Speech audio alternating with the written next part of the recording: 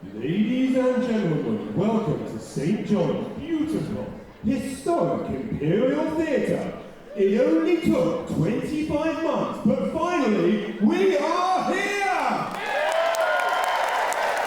St. John, are you ready to laugh, cry, and be merry?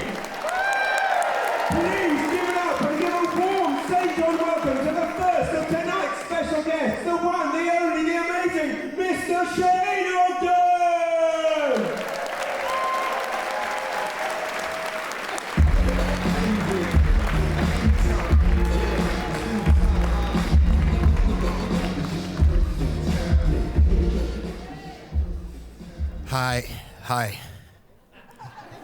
Hi. Oh, there it is. I thought I was having a stroke. Hi.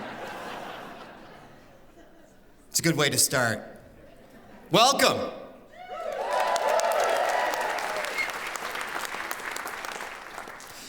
Facebook Memories is a really cool thing if you've had a good life.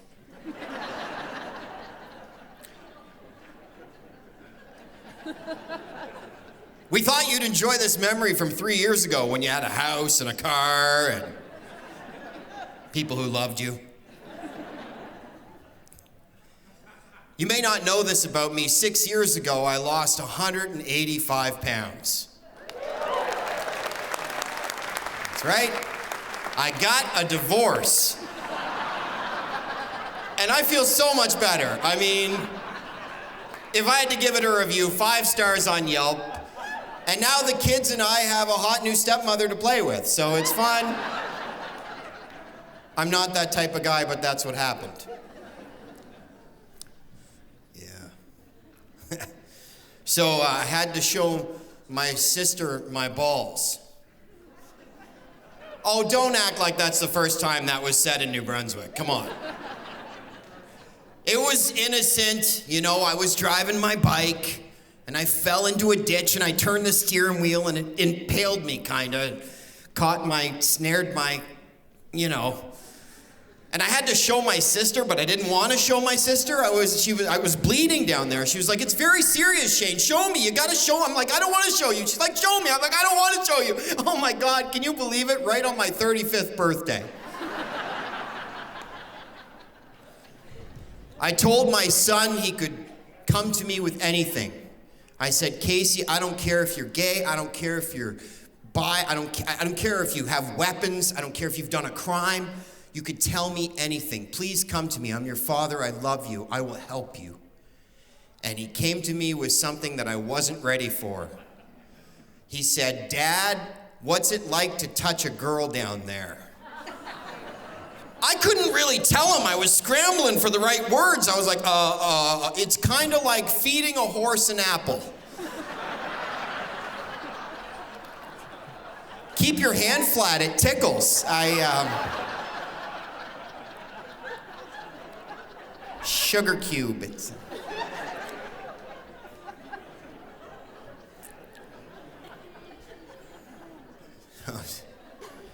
So I had to become an electrician because I had a couple of kids in the middle of my comedy dream, and the little dream killers, they came along, and turns out I like them and everything, so that's good. But I had to become an electrician because no matter how funny you are, your landlord wants money. So I became an electrician. I had to go to college to do that. And I was 32 years old, and I was such a loser that my mother had to drive me to college. Now, my mother was 78 years old, and she took out her station wagon that she only took once a year to the supermarket, right? And she brought her friend Irene because she didn't want to drive home alone at night.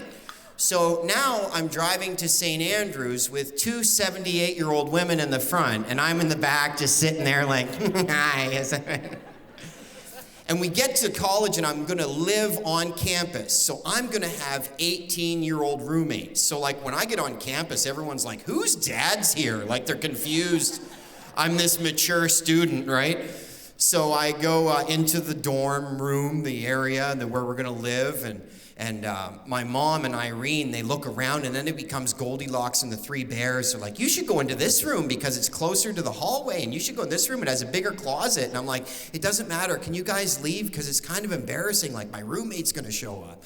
Just then, in walks Spencer Brown. He's 18 years old, and I'm coming out of the bedroom with two 78-year-old women.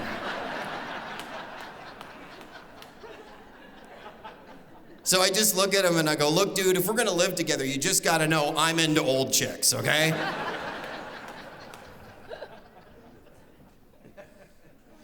Oh, yeah. So, I don't know if any of you have had the pleasure of going to Grand Manan Island. Have you ever been to beautiful Grand Manan Island? Yes, it's beautiful. And I decided to take my wife there, and I said to her, yeah, we can look over the cliffs and look at the porpoises, and if it doesn't work out, we can fucking jump. And so anyway, so we go to plan to go to Grand Manan. I'm like, how long's the ferry? I think it was like 3.5, 4 hours, whatever. And I was just like, oh, that is way too long to be sober. So my friend Jerry gave me these gummy bears. Yeah, so I thought, you know what? It'd be cool if I wasn't sober and I could just enjoy the ferry ride, right? And so I ate way too much of the gummy bear. And I timed it wrong too, because like my wife said 7. So we pull up to the ferry and I'm like, okay, we leave at 7, right? She's like, no, we line up at 7. The ferry leaves at 8. I was like, oh shit. So now it starts to kick in immediately because I start to panic and maybe the adrenaline rush made the gummy bear kick in. I don't know. So then I start turning on the radio and then I'm thinking, am I acting normal? Do I normally listen to the radio? Is this the country station? I don't listen to country. She's looking at me weird. I don't want her to know because she'll be pissed. I'm like thinking all these things at 90 miles an hour in my head and I'm just like, everything looks normal. Okay, everything's cool. And like, you okay? You look sweaty. I'm like, I never sweat. I do sweat. Okay, everything's cool. And like, then I'm like, okay, everything's good. I just have to sit here. My mouth is really dry, but I don't want her to know that I'm high. So I'm just like, she's like, do you want a drink? I'm like, yeah, okay, have a drink. And then it's time to get on the ferry boat. But what I don't understand is like how the line's working. It just seems like this big pile of cars are all going into where I'm like, oh shit, this is my lane, okay. And I start to go down the ramp with the steel grate and it changes the sound like this, and it's just like, ah! And then I'm heading toward the boat and everything starts to feel good. It's like, oh my God, it looks like the Superstore parking lot. Like there's these big wide line, big parking spaces. There's a nice man with a vest guiding us over. I'm like, I'm just gonna park this 1,500-pound vehicle. And I didn't drive while inebriated. That was, what a piece of shit I am. Okay, all right, everything's gonna be cool. And I'm heading towards the nice big parking spot. And then a whole bunch of people in vests start pointing the other way and they're pointing up and I become confused. And then I start arguing with them, but I'm like miming it because I'm just like, And they're like, and I'm like, no. They're pointing towards this Hot Wheels ramp with these suspension cables. And I'm like, that's way too narrow. I can't put my car on that. Are you crazy? So I start going over toward the Hot Wheels ramp and I just barely get on there and I'm going up and then I just put the car in park and then I put the emergency brake on and then I'm like, oh shit, I think I pulled it off. This is awesome. And then the cables start moving the ramp up and I'm like, why am I going up? Oh my God, I'm too high. So what I'm saying is don't do drugs. Or don't be married and have a wife that doesn't want you to do drugs. I don't know. But if you're like me, do drugs to solve your problems. I think that's the lesson we can learn. So also, if you do drugs, you better not want a job because they don't like it when you're high. And they want to check your pee to make sure that there's nothing in it that could be evidence that you're high. So they send you to a place, clinic, where they collect your pee and then they check it.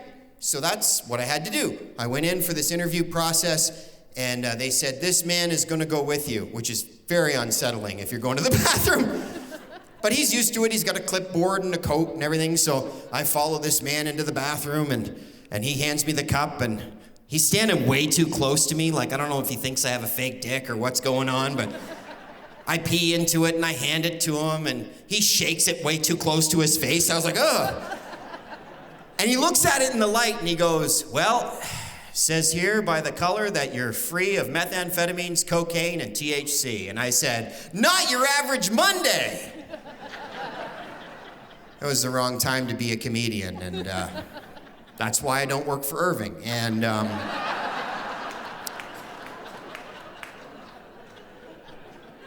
starting to think drugs are a problem.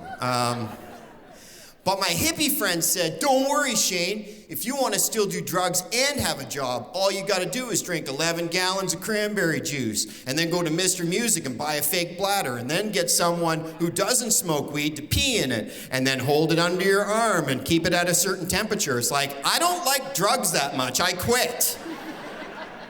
How would that even work? Like, you can't borrow piss. Like, am I going to be at the Imperial in the bathroom? Like, are you going to use all that? Because I got an interview on Monday.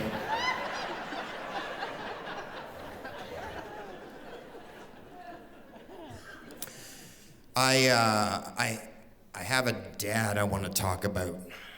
Got daddy issues at 46. It's a weird time to have that.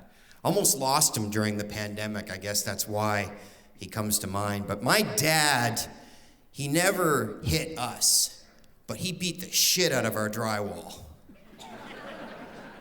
He would punch a hole in the drywall, and then Mom would like come along with a picture and cover it over. My mom was the great peacemaker. And my dad would like sometimes kick low and uppercut and sidebar, and like, so like there's pictures in my childhood home that make no sense. Why is there a picture down by the floorboard? So my dad was an interesting guy. You know, the telemarketers would call at supper time, and one time he just ripped the phone off the wall and it went in the garbage. Yeah, it was like a fucking, one of those announcer bells at a boxing match. It was like, ding, those old phones. I was like, holy fuck.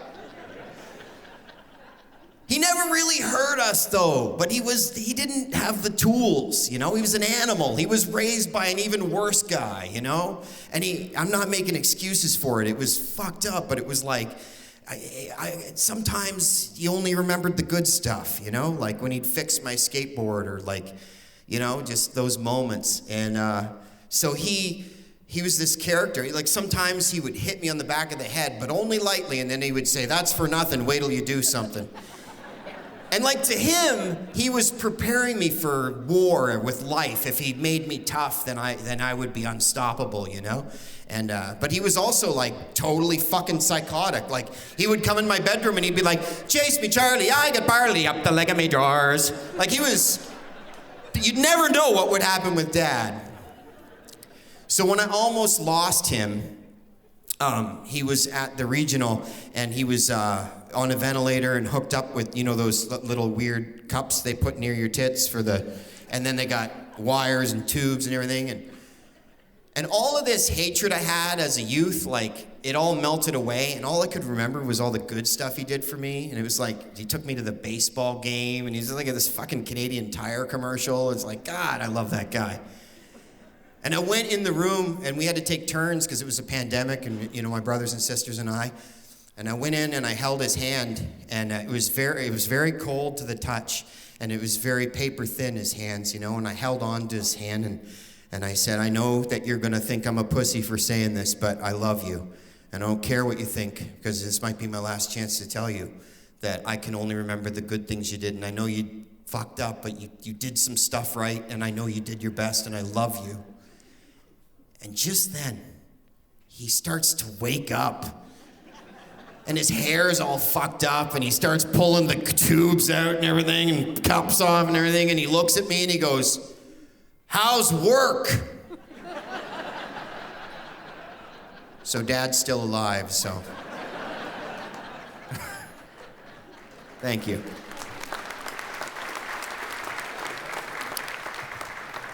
Before I leave, I just wanted to tell you a little story about James Mullinger.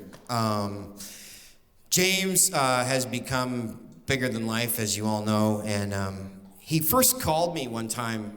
It was a random phone call I got. I was setting up these little wingding shows around town years ago, and he's like, "Oh, mate, I'm coming to town to do a show. It's in Sussex." And I'm like, "Are you sure it's our Sussex? Because our Sussex has ice cream and cows, like..."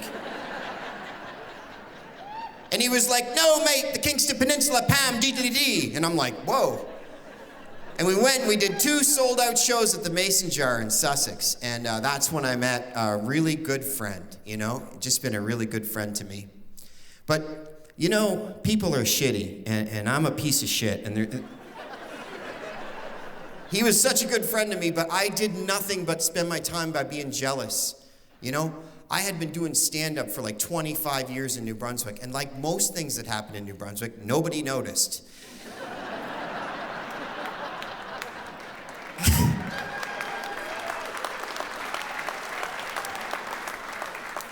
But he made people notice, not only himself, but other performers and New Brunswick.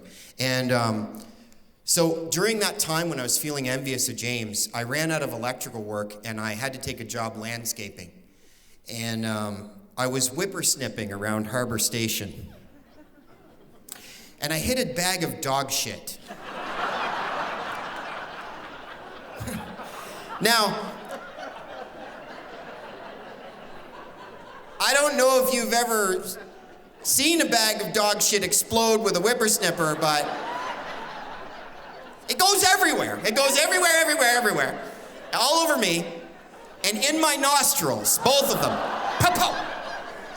Dog shit stuck to the back of my brain. I didn't have anything with me, so I took off a sock. I probably looked homeless. I just sock off by the Harbor Station, and I'm ripping the sock, and I'm stuffing sock up my nose. And I look up at the big James Mullinger banner, and it says, "Anything is possible."